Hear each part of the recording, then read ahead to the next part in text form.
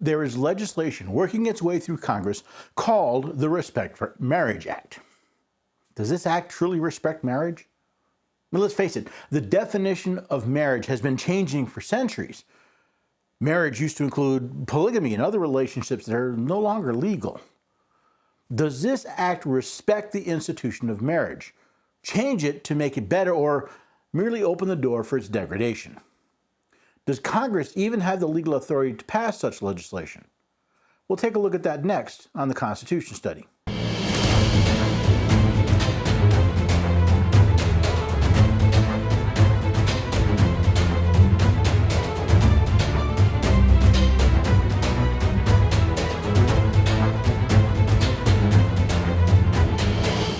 Hello there, everyday Americans. Welcome to the Constitution Study. I'm glad you could join me.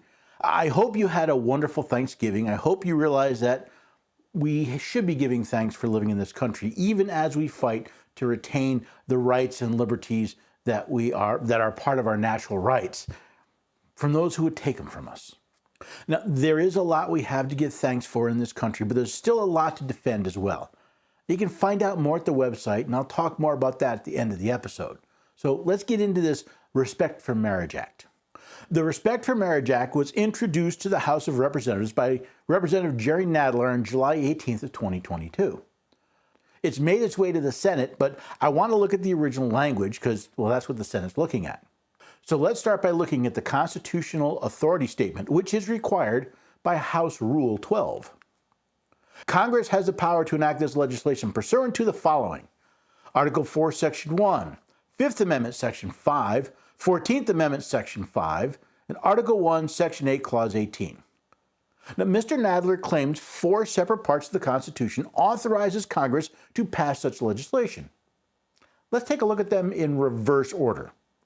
Now, Article 1, Section 8, Clause 18 is the Necessary and Proper Clause.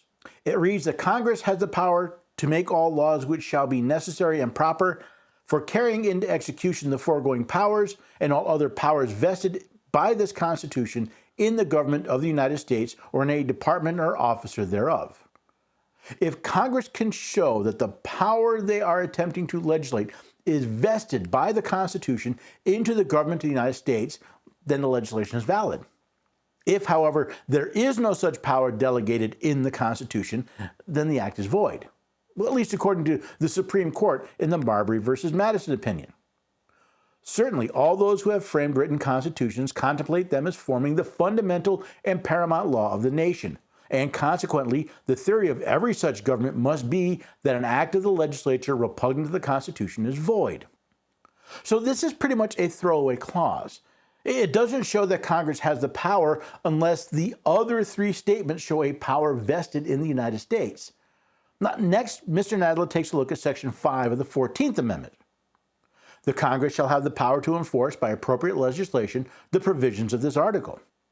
This section allows Congress to pass legislation related to the 14th Amendment.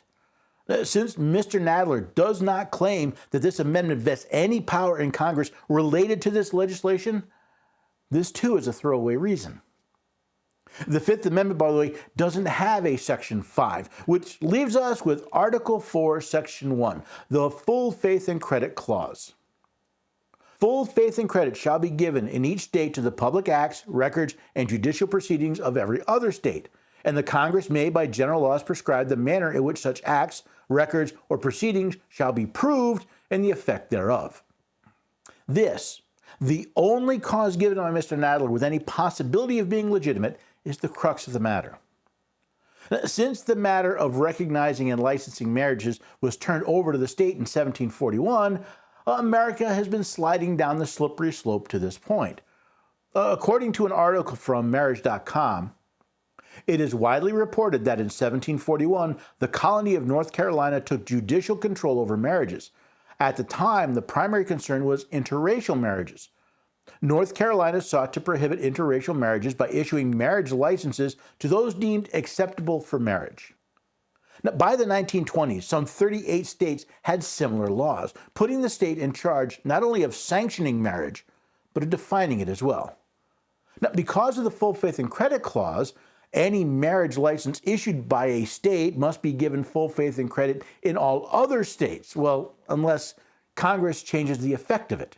It is in this context that we must look at the language of the respective Marriage Act. See, if we're going to respect something, we should start by understanding what it is. Now, at our nation's founding, marriage had a simple definition from Webster's 1828 dictionary: the act of uniting a man and woman for life, wedlock, the legal union of a man and woman for life. Now, as I've already stated, the definition of marriage has changed over time. Now, according to the Merriam-Webster Dictionary online, marriage is the state of being united as spouses in a consensual and contractual relationship recognized by law. So which definition of marriage does Mr. Nadler wish to respect? Section 2 of the alleged Respect for Marriage Act states, Section 1738C of Title 28 United States Code is repealed. This legislation would repeal 28 U.S.C. 1738C, which reads, no state, territory, or possession of the United States or Indian tribe shall be required to give effect to any public act, record, or judicial proceeding of any other state, territory, possession, or tribe respecting a relationship between persons of the same sex that is treated as a marriage under the laws of such other state, territory, possession, or tribe, or a right or claim arising from such relationship. Now, this legislation would replace Section 1738C with, in general, no person acting under color of state law may deny the full faith and credit to any public act, record, or judicial proceedings of any other state pertaining to marriage between two individuals on the basis of the sex, race, ethnicity, or national origin of those individuals, or a right or claim arising from such marriage on the basis that such marriage would not be recognized under the law of that state on the basis of the sex, race, ethnicity, or national origin of those individuals. In other words, the definition of marriage would effectively be the conglomeration of how all 50 states defined marriage.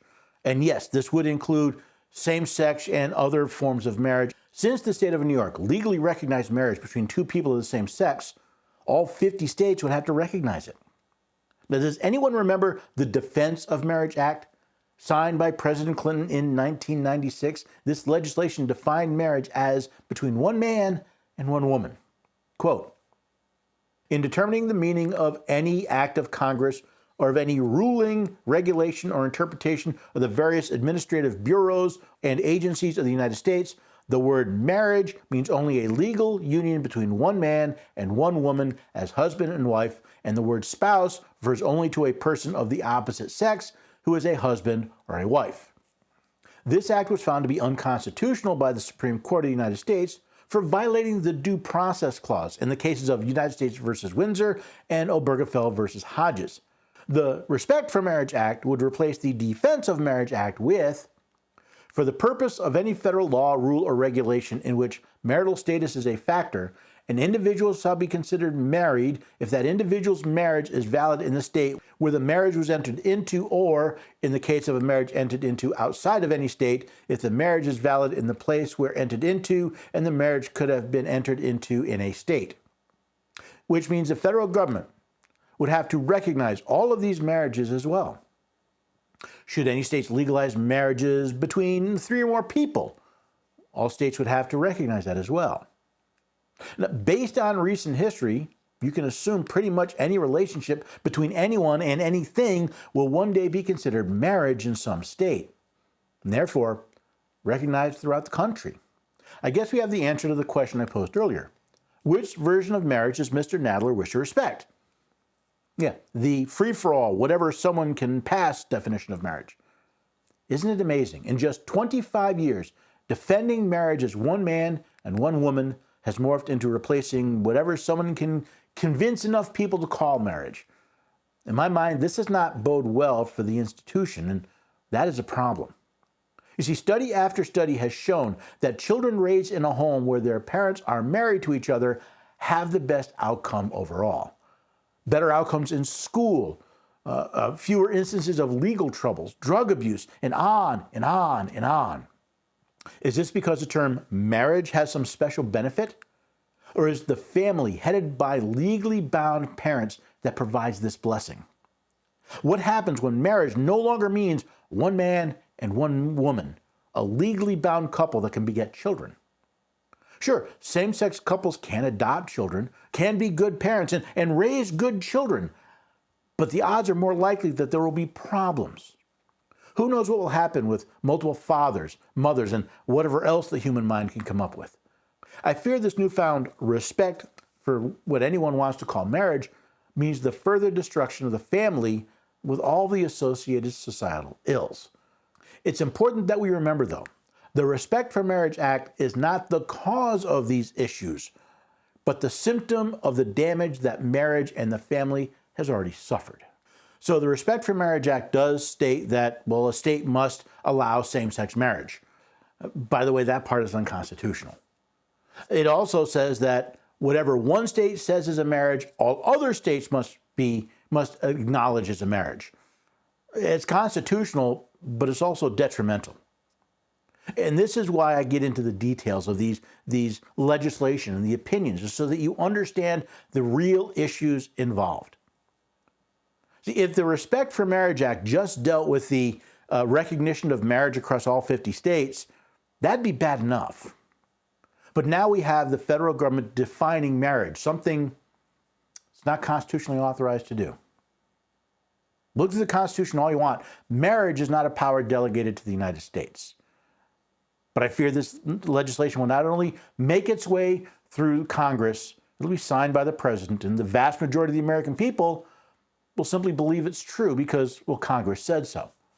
Ignoring the fact that the Supreme Court, Alexander Hamilton, and all of history said an act of the legislature repugnant to the Constitution is void. I fear our states will simply say, well, they passed it, we have to follow it. Now, you can help change that. How do you do that? Well, by educating your neighbors and through them educating your representatives at your state legislature.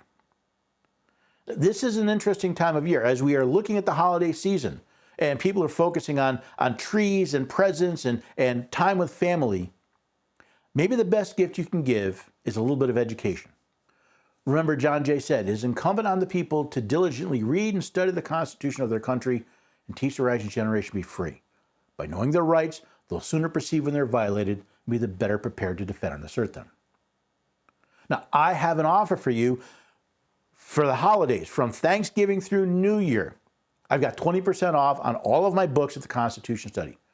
You also get 20% off of all of my Made in Tennessee shirts. I can't give you 20% off all the shirts, but I'm giving you 20% off of the shirts we make right here in Tennessee. No specials, no coupons, just go to the website, go to Books and More, and order. I have a few other ideas I may pass out, thinking about the Constitution Study for next year and other things, but again, you'll find that all at constitutionstudy.com.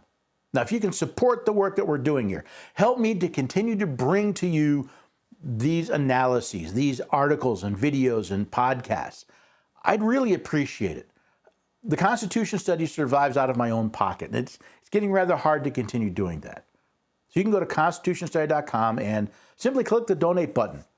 You can donate to one of my tours or to one of my other projects or just to the Constitution Study itself. Whatever you do, it'll be greatly appreciated and it'll be used to help bring this information to we the people.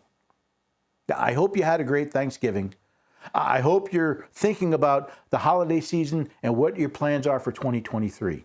And I hope they include coming back here, maybe with some friends, to the Constitution Study.